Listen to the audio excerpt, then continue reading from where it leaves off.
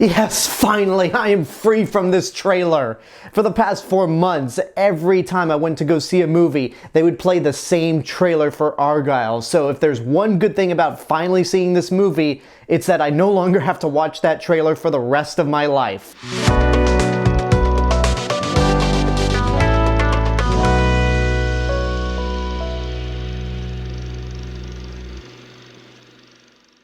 Hey everyone, it's Alexander Robinson. Welcome to the channel, and this is my review for Argylle, the latest movie from Matthew Vaughn. And this movie follows a writer named Ellie Conway, played by Bryce Dallas Howard. She's the author of a successful series of spy novels based around the character of Argylle. However, a lot of her books tend to accurately portray real-life events that happen in the world of espionage. She ends up meeting a spy played by Rockwell, who pretty much recruits her to try to help him out with this latest mission, since she predicted a lot of other things that happened out in the real world. And it's basically the two of them globetrotting and meeting a bunch of other characters to try to complete this mission. Now, despite what I said at the beginning of the video, where I was so happy to no longer see a trailer for this movie, I was actually curious to see what Argylle would become, because I enjoy Matthew Vaughn's films. I haven't seen the movies he's directed before he did Kick-Ass, but I did really like Kick-Ass.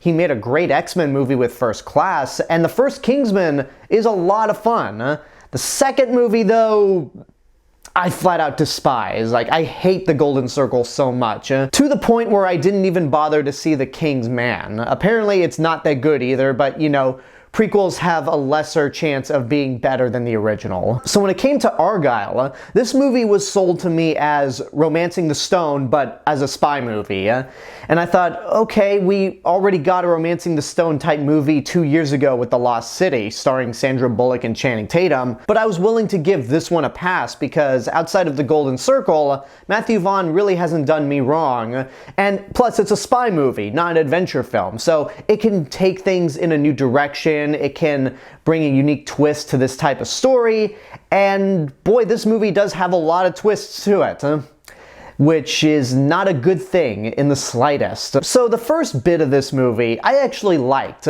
Was it Romancing the Stone? Yes, it was, but I thought Bryce Dallas Howard was very good in the role. She's charming. I like her camaraderie with Sam Rockwell in the beginning, and I didn't really see her as a complete damsel in distress.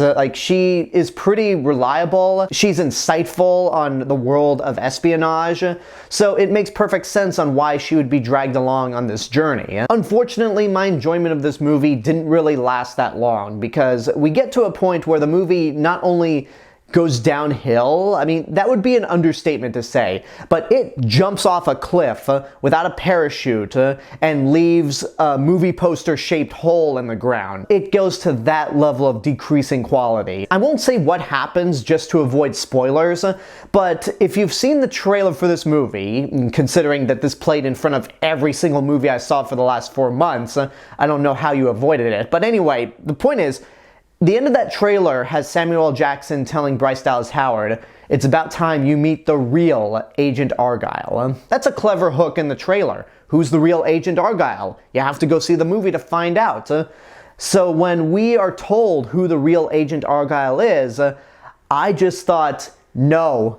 That is too stupid. That is just unbelievably stupid. And there's even a character that just goes, bullshit.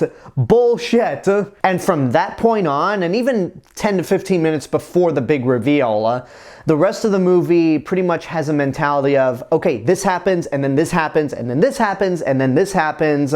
It never flows organically, and nothing feels connected to each other.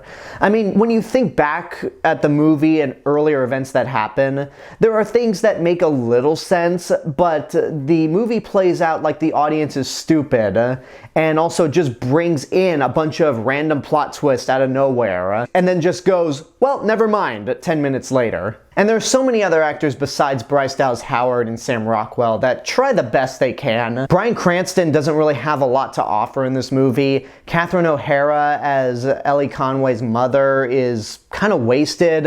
Ariana DeBose is pretty much just tossed to the side as an afterthought. And the same thing goes for Henry Cavill and John Cena. They just don't really have much to do in this movie. And I'm just so irritated that this movie had such a unique, albeit unoriginal premise, and just squandered it. Again, to avoid spoilers, I won't say what happens, but anything that you saw from that trailer is pretty much abandoned in the second half. Clearly, you guys can tell that I am by no means a fan of this movie. And on top of all the inconsistent and coincidental script issues, the movie just looks ugly as hell. There's a lot of terrible green screen, terrible CGI effects, especially that cat. There's one moment where it's not even moving properly like a real cat. The action scenes themselves are uninspired, unrealistic, and each action scene feels like a music video because they're each played to a popular song. And speaking of which, this movie has a weird obsession with using Now and Then over and over again. Now and Then is the Beatles' last song that came out last year, and it's just so obsessive to the point where they incorporate it into the film's score, and I'm like, please don't do that. The Beatles' final song should deserve more respect than this movie gives. It's just a terrible movie all around. I'm not angry to the point where I'll tell it to burn in hell, but for the love of God, don't waste your money on it. When it started, I thought, it's nothing special, but it's good. But then it just kept getting worse and worse and worse and worse, to the point where I've given up on Matthew Vaughn. I remember the days when I used to be excited for his movies.